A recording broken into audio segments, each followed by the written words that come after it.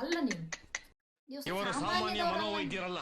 ನೀವು ಸಾಮಾನ್ಯದವ್ರು ಆಗಿರಕ್ ಸಾಧ್ಯನೇ ಇಲ್ಲ. ನೀವು ಸರ್ಕಾರ ಶಾಲೆಗೆ ಓದಿ ಹೆಡ್ ಮಾಸ್ಟರ್ ಕುರ್ಚಿಗೆ ಪಿನ್ನ ಇಟ್ಟಿಗೆ ಬಡ್ಸ್ಕೊಂಡ್ ಪಾಸ್ ಆಗಿ ಮಾಸ್ ಕಾರ್ಡ್ ತಗೊಂಡವ್ರಿ ಅಂತವ್ರೆ ಇಂಥ ಕೆಲಸ ಮಾಡಕ್ ಸಾಧ್ಯ.